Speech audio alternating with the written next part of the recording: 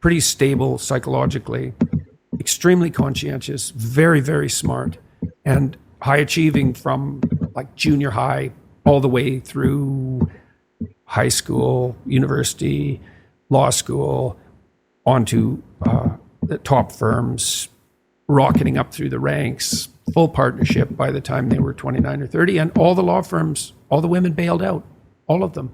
The law firms couldn't keep them.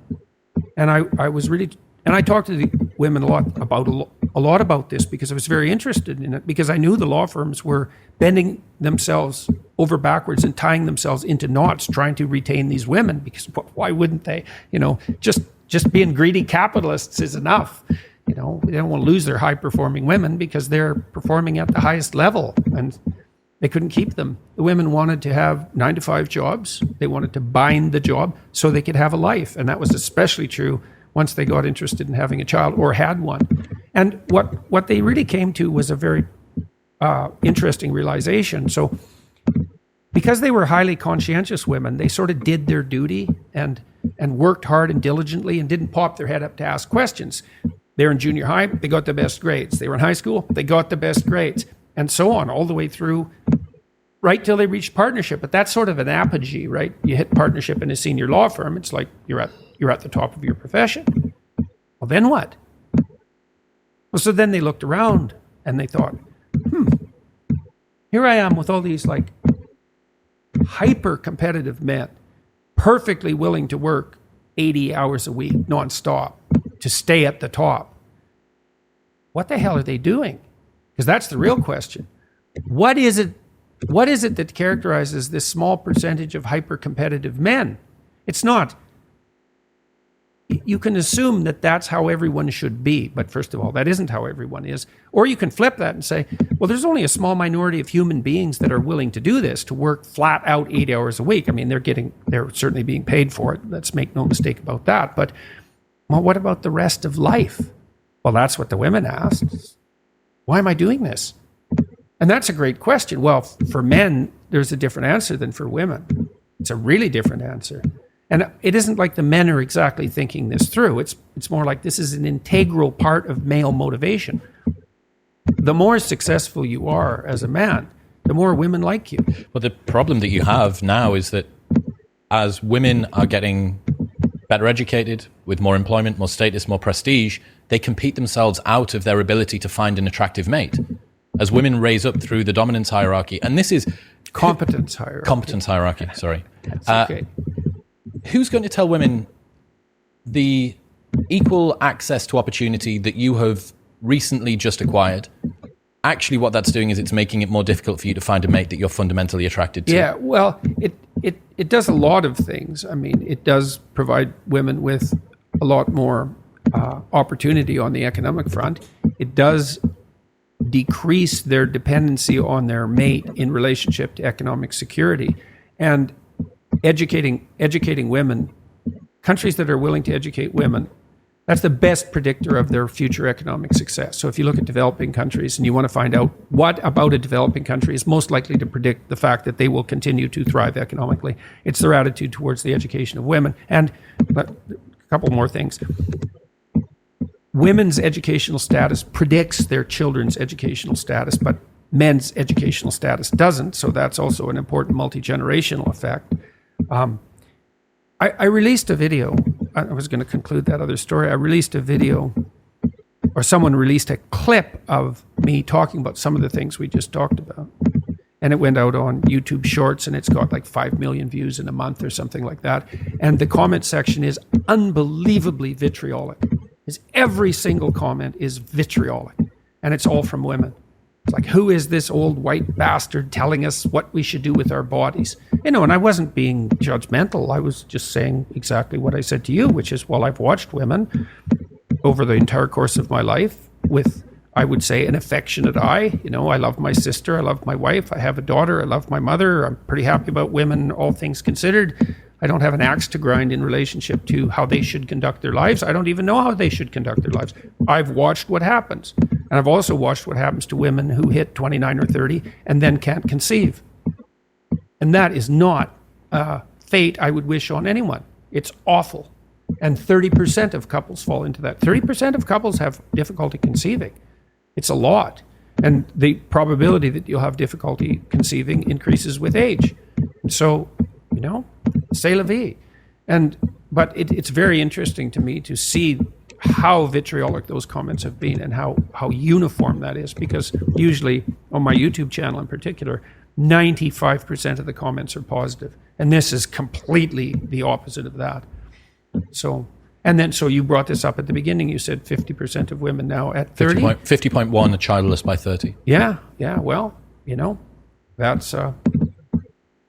that's not good. That's a sign of something profoundly wrong with the entire culture at an extremely deep level. I don't think that women need to take it as us trying to tell women what they should or shouldn't do, but I think that it would be very fair to say that you need to be an incredibly unique woman to make it to 50 without a family and look back and think, yeah, I did this right. That's not to say that those women aren't out there. They absolutely are. I know some of them. But I think overall that it's the same with everyone, for everyone. I mean, this is another example of how our culture has just lost its moorings. It's like, well, what's life? Well, you have a job or a career, and hopefully you're productive and you contribute something to the community and you provide yourself and your family with the necessities of life. That's a quarter of your life or a third of it, something like that. You have an intimate relationship. You have a family. That's life. And if you don't have one of those, that's 1/3 of your life you don't have. Now, some people, maybe they're doing so well on the other two fronts that they can cope with not having that. Or maybe they're doing so well on one front, they can cope with not having two of them. Compensates. Yeah, maybe. It's pretty hard, because if you want to have a great career, it's hard to do that if you're alone and without a family. Right? I mean, the people that I've seen who've been best situated in their life, all things considered, even in relationship to their career, have a pretty solid monogamous relationship that stabilizes them. And then they have a family that also stabilizes them and broadens out their life. And, exceptional people do exceptional things, and good for them, but they're, by definition, given that they're exceptional, they're a tiny minority. This is always the argument between conservatives and liberals, right? Because the liberal types, they're more tilted sometimes towards, what would you call it, compassion or appreciation for the exceptional. And fair enough, the exceptional is necessary. But on average, what everyone does on average is the thing to do. And so you just look, you see, well, what do people do? Well, they have a job or a career, they have an intimate relationship, and they have a family. And if you don't have any one of those things, well, then you're treading water harder. Doesn't mean you can't do it. And it doesn't even mean possibly that you shouldn't try, but as a default presumption, it's just utterly foolish. What else are you going to do with your life? Well, maybe you're wildly creative. Fair enough, That's extraordinarily rare as well, subject to the power law problem in any case, which is even if you're hyper creative, the probability that you're going to be successful at that economically is extremely, extremely tiny, to the point where it's almost non-existent. It's so difficult. Now, it does happen, and you can have spectacular success if you become successful. But wasn't it that did you say last night, of the 100,000 most recently printed books, only 1,000 have sold more than 1 million? Yeah, it's something like that. Power law's all the way down. Yeah, everywhere. Power law, that's, a tiny minority of people do all the work. A tiny minority of people get all the benefit. A tiny minority of athletes score all the goals. A tiny minority of men get all the women, etc. A tiny minority of stars have all the mass. A tiny minority of rivers have all the water. A tiny minority of cities have all the people, etc., etc., etc. Everywhere, always. And we're so clueless in our culture that we blame that on capitalism. It's like, how does that account for the mass of stars, people? So, or the volume of rivers, or the population density of cities, or rolling the clock forward. You and Elon tweeted recently about population collapse. What do you think is going to happen there? Oh, well, I've thought for at least 10 years that the biggest problem in 50 years will be that there's just not enough people. I remember hearing you say a few years ago that you thought we'd peak at about 9 billion. Yeah, we probably won't hit 9. Yeah. And I knew the about this. stats because Think about how crazy it is to think that we might be living on Earth right now at a time with the most number of humans that are ever going to exist at one time ever. yeah, that's highly probable. And and the That population blows my mind. The population collapse in developed countries is precipitous, right? It's like we fall off a cliff Because it's there's the no same kids. as everyone knows this from the pandemic, the R0 number. If fewer people are reproducing, next generation you have fewer people to reproduce as fewer people are reproducing, and it. Yeah. you Well, think- I worked on a UN committee, it's got to be 10 years ago now, to help draft the UN Secretary General's report on sustainable economic development. And so I looked at all sorts of things like that. I was very curious, for example, about, because people have been beating the overpopulation drum since, it really kicked in the 1960s, because there were dire predictions. By the year 2000, the Club of Rome came out and said, well, there'll be riots and mass starvation and mass movement of migrants and all the things you hear about climate change because there's too many people on the planet. And that just didn't happen at all. That was just that. It wasn't just wrong. It was anti-true. It was absolutely wrong. What happened instead was that everyone got way richer, and the bottom section of the population in terms of economic distribution got lifted out of poverty. Inequality still exists, but that's that power law phenomenon we already talked about. Not that that's trivial. It's just unbelievably difficult to determine what to do with. There are solutions, but certainly getting rid of capitalism isn't the solution. And so I looked at population trends and first of all found, not that this is an act of genius or anything, that as soon as you educate women, the size of family shrinks precipitously, like below replacement. And that's partly because women have other options. That's a huge We're seeing part this of it. play out. Oh yes, I mean all the countries in the West are way below replacement. Korea's way below replacement. South Korea, Japan, way below replacement. Yeah. I think the number it's one not good. number one on the planet might be Chad.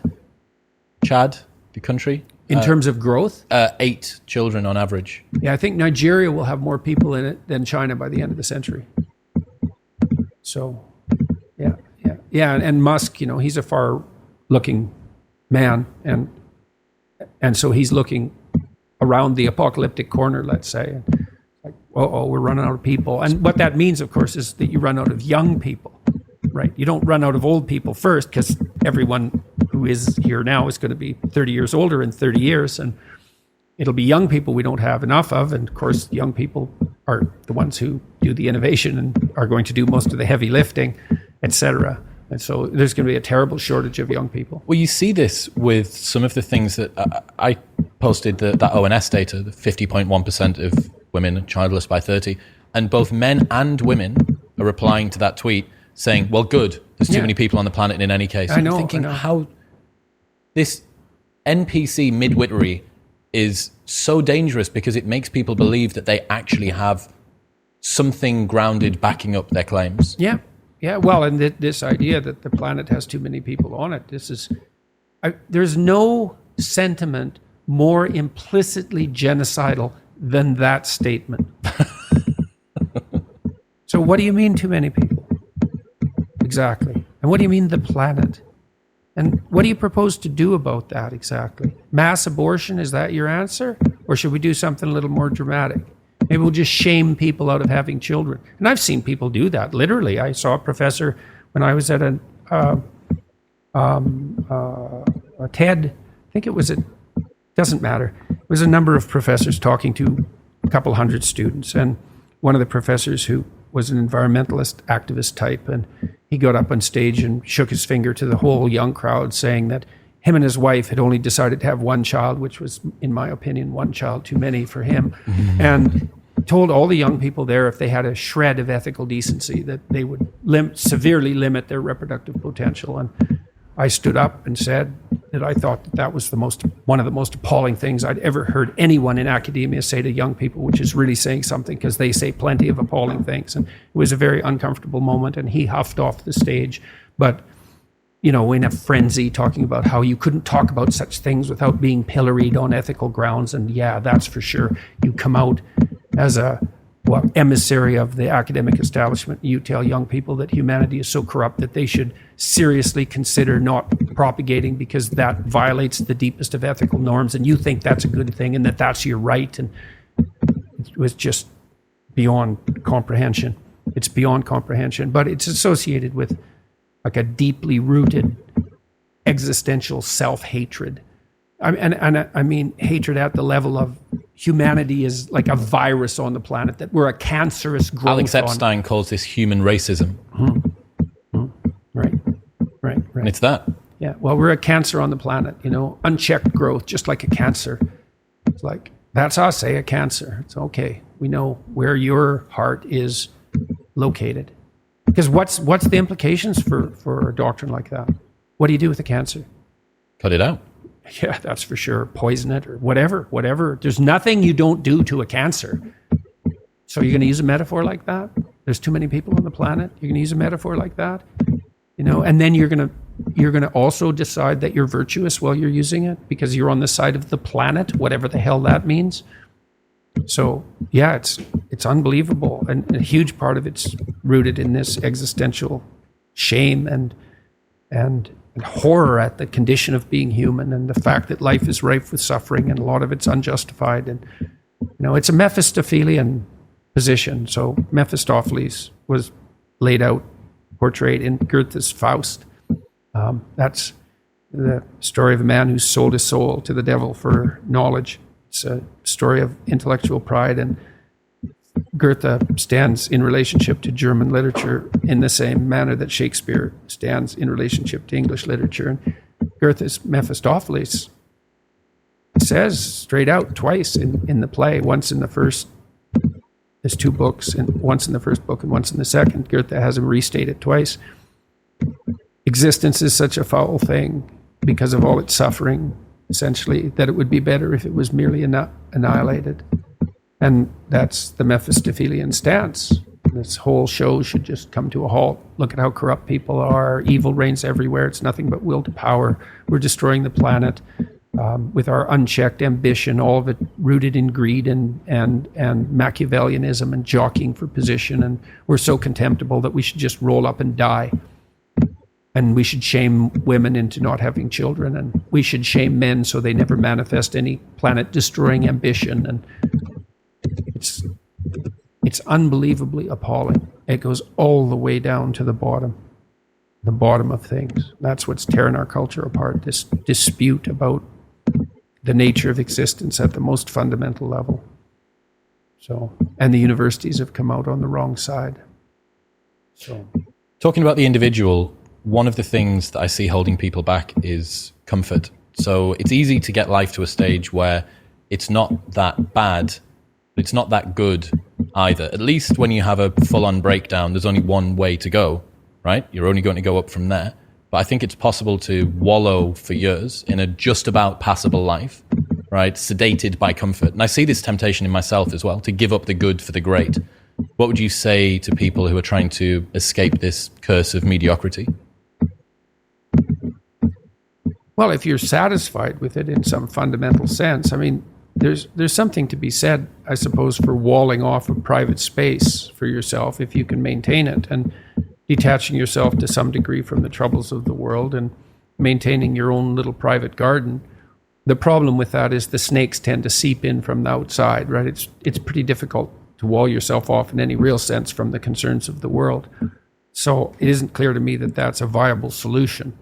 It also means that you might justify to yourself lack of civic engagement. I shouldn't go to church. I shouldn't take part in the political process because it's all so corrupt. I should hide myself from all the annoying noise that's generated constantly on the media front. And I have some sympathy for that viewpoint, but I don't believe it's really possible, because you can't have a walled garden independently of the health of the broader society. It's just not possible. Maybe you can have it for a very short period of time, but if you're comfortable with what you have and it's genuine comfort, then I think, okay, but generally it's not. I think for the most part, it's people that have become sedated. They've forgotten their dreams, but they've forgotten that they've forgotten them. Pink Floyd's Comfortably Numb is about this, right? They've become comfortably numb. I think most people. So I have this friend, and this story really hit me. So during the pandemic, running a podcast, I was able to have the thing that I feel I'm good at, my artistic pursuit and outlet, that was available for me to continue. It was actually increased because I didn't have other stuff to do. And I have a friend that's a barber, and he got a job at a supermarket. Barbers shut down for a long period of time, and he got a job at a supermarket stacking shelves overnight. And I asked him, I was like, man, how are you finding the new job? This is a big change. He's like, well, do you know what it is? I actually don't mind the work. I don't mind the people that I work with. But man, I miss being good at something. Right. Well, dude, that hit me so hard. Right. I missed being good at something. Yeah. Well, people need the opportunity to be good at something. So then you might ask yourself, well, what's the best antidote to the discomfort of life? And you might say, well, it's comfort. And I suppose that's what you act out when you swaddle a baby. But a better antidote is something like adventure to excellence. And that's far better antidote to suffering than the mere absence of suffering. So, not to say that the mere absence of suffering, that's not nothing, Stepping out of that sedation from comfort's difficult, though, especially if you've become routinized to it. Yeah, well, that's the difficulty of maturity. The Freudians said very wisely that the good mother necessarily fails. What's that mean? It means she stops providing the comfort that insulates people against the need for adventure. I heard you say recently that a mother's ability to let her child go out into the world, knowing that they're still vulnerable and that it's now down to them and the world to look after them, that's one of the bravest things that they can do. It's the female crucifixion. That's and that's exemplified best the best portrayal of that I've seen is Michelangelo's Pieta. It's a statue of Mary, and she has Christ's body on her as an adult on her lap, and he's broken and destroyed, and she's displaying that.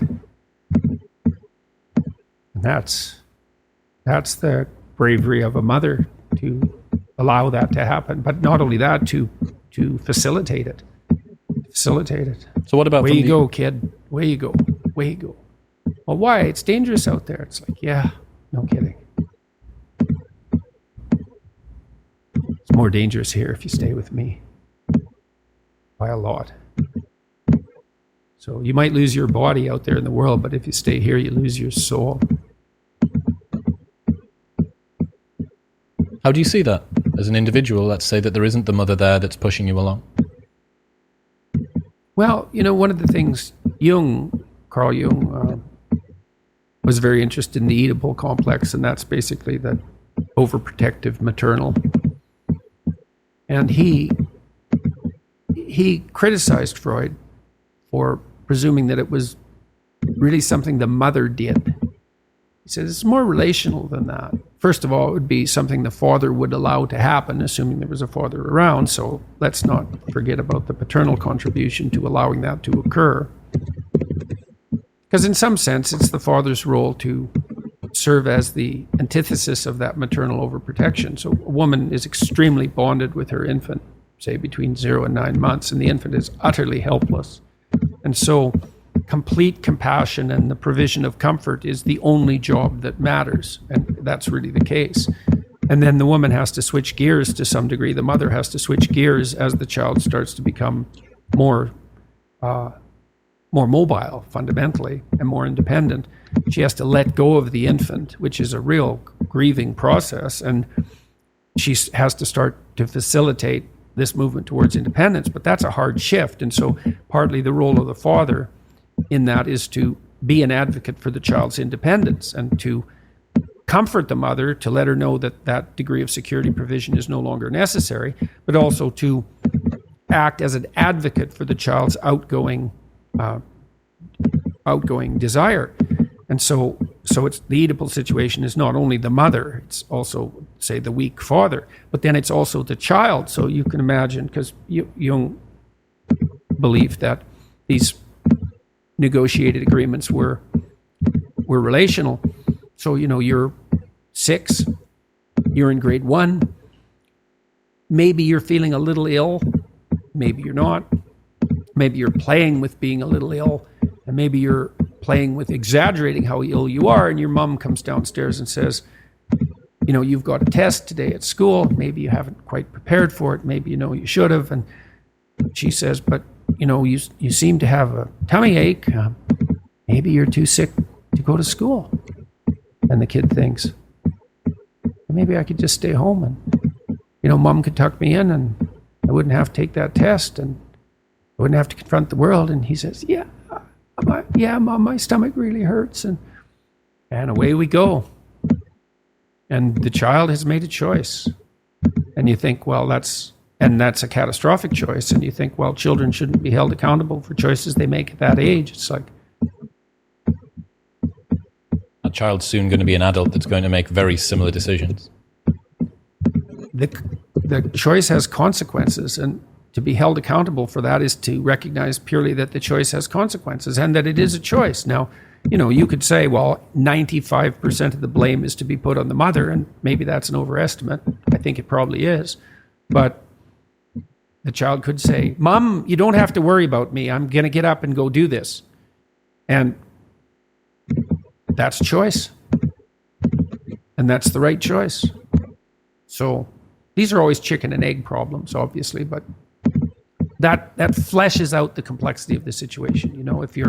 If you're being enticed down a pathological road, you can accept or reject the invitation. Now, some people are better at enticing and some people enforce it more harshly. And, there's all sorts of individual variability in situations like this, but just because you're offered the bait doesn't necessarily mean that you have to take it.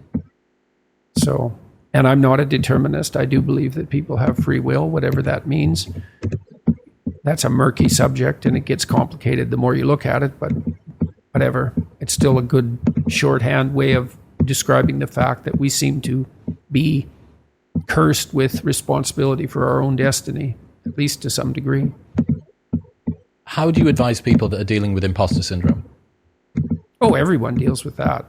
Every time you make a status shift as you move upwards, of course you have imposter syndrome, because when you first make a transition into a new role, you are an imposter because you're a beginner. You don't know what you're doing. And that doesn't mean you're a liar or a fake. And it doesn't mean you should presume more knowledge than you have. It's, what did Nietzsche say? Every great man is an actor of his own ideal. And that feeds into the imposter syndrome in some sense. If you want to move to the next stage, at some point you have to act like you're already there when you're just barely started. And that's not a lie. It's the willingness. It can be, and it can degenerate into a lie, especially if you presume more than you know. But if you move, let's say you move from being an undergraduate to a graduate student. Well, all the other graduate students and the professors know that you're just a beginning graduate student. They're not going to expect as much from you as they would from a more seasoned graduate student. So you have some leeway that's genuine, but you are, the low-rung occupier of that role. And of course, you're going to feel like you're an imposter if you have any sense, because you're just barely there. You just made the transition. That's okay. That's not a problem. First of all, you have to understand that everyone with any sense who isn't narcissistic feels that. And it's actually an indication of your mental health and your competence, as long as that doesn't become crippling. It shouldn't knock you out. I'm such a phony. Well, don't be a phony. That's the first thing. If you're dealing with competent people and you admit your ignorance, the competent people never judge you harshly for that, as long as you've been paying attention. So in my classes, for example, people were often afraid to ask questions. And so sometimes I would point to people and ask them if they had a question, especially the quieter types. And they'd be afraid to ask the question because, well, they're revealing their ignorance. And they would assume they're the only person in the room that's that ignorant, but they're not, because if they were paying attention and they had a question, the probability that half the class had that question was really high. It's different if you're not paying attention. And so you can be ignorant, you can be an ignorant newbie, and you can even ask the questions that are necessary to ask in that position and sort of reveal your inadequacy. And as long as you're dealing with competent people and you've been paying attention, they're just going to answer your questions. And then you only have to be ignorant once. That's the thing about asking a stupid question. You only have to ask it once. Then you're no longer stupid. To well-balanced people, that intellectual humbleness is endearing. Right. Really endearing. Yes. So one of the things that I want... It's because they're always asking questions too. They always have imposter syndrome too. If they have any sense, like, what are you more what you know or what you don't know? Well, if you're competent, you know you're more what you don't know. So you're always asking questions. You see someone else asking questions, you think, oh, you're asking questions. You probably are competent. So, and there's the trajectory. That's the trajectory of a person that will become competent or more competent in the future too. Right. So what I would hope with imposter syndrome, and this is something that I noticed first off in myself, but then in other people as well. I've bro-scienced my way into something called imposter adaptation. So hedonic adaptation is the phenomenon where your happiness level tends to reset after a change in circumstances. So you buy a new car or get a new house or get the job promotion, and it feels good for a while, but then it resets. Imposter syndrome being that you never feel fully worthy of any achievements that you get in your life, and you don't feel like you are worthy of being there. Imposter adaptation is a real nefarious version of this, where no matter how many times you disprove your lack of self-belief, it continues to persist in the real world. And there is a kernel of truth in this because of what you said. If you're trailblazing, if you haven't done this thing before, but you also have to think, well, how many times have I done something analogous to this? How many times have I done something that's kind of like this, but not quite this? Yeah, well, people who are high in trait neuroticism are more likely to feel that way. Because, so neuroticism is the negative emotion personality trait, and it's an index of sensitivity to threat and punishment, essentially. So imagine that it's very difficult to calibrate how many units of physiological preparedness you should manifest per unit of threat, right? Because how big's the threat? And the answer is, you don't know. You wake up in the morning and you have an ache in your side. Is that nothing? Or is that the cancer that's going to kill you in 6 months? And it's pretty low probability that it's the latter, but the probability is not zero. So why shouldn't you be panicked out of your mind? And the answer is, some people are. And sometimes they're right. So the calibration of threat, especially when it's associated with novelty, is an impossibly difficult computational problem. We have like 10 different mechanisms to try to solve that. And one of the mechanisms is, well, there's tremendous variability in response. And if you're higher in trait neuroticism, you're going to have the problem you're described all the time. You're going to be doubtful about your competence and the validity of your position. And the only treatment we really know for that is to expose yourself to things that you're afraid of voluntarily and to become braver as a consequence of doing that. But some people have to live with that more than other people. The thing that I realized was that after a while, if you continue to disprove your imposter syndrome in the real world, you have a challenge, you're adamant that you probably won't or might not or don't deserve to get past it, and then you do. After a while, you have to admit to yourself that your imposter syndrome has nothing to do with your capacity and everything to do with your addiction about feeling like an imposter. And well, and that does change as people age. Generally speaking, they become more agreeable, more conscientious, and lower in negative emotion. And some of that is that adaptation. You see that you survived through various challenges, and then you can review that evidence to yourself, but also the people around you bolster you because they have confidence in you, and so their anxiety doesn't trigger your anxiety, and they'll remind you too, you know, you got this, you've done things in the past. Such a wealth of data, you know, you've done it so many times. And I think...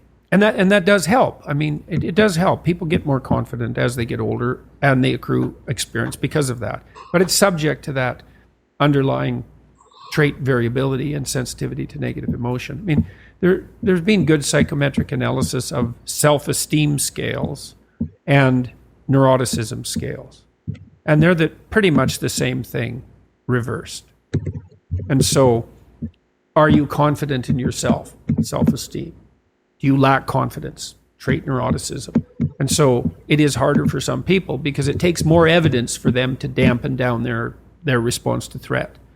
So, and it's partly because we're all adapted to some degree to the failure of induction, right? Just because something happened multiple times in the past does not mean necessarily that it will happen the next time. And that's it's the farmer and chicken problem, right?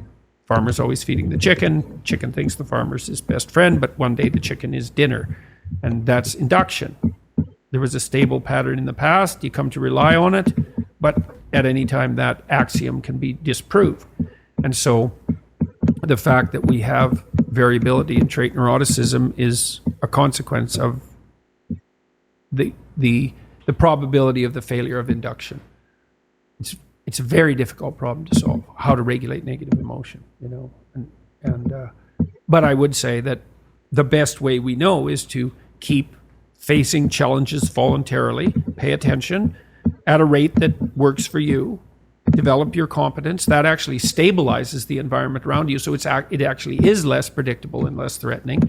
Plus you accrue that evidence and you get the social support for doing so. That's your best pathway forward. You said that a harmless man is not a good man.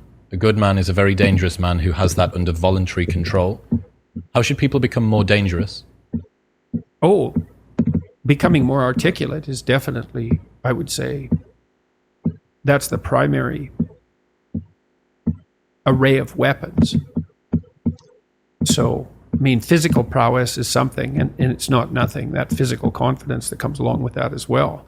But the same thing replicated at the level of the ability to communicate and to think, that's a way broader field of battle and opportunity. So this is one thing that isn't taught well, especially to boys. It's more important to teach it to boys, I would say, because they're more skeptical of the educational enterprise in general, generally speaking, partly because they're less obedient, partly because they're less agreeable. That's particularly true for disagreeable boys. And agreeable boys get higher grades independent of their IQ.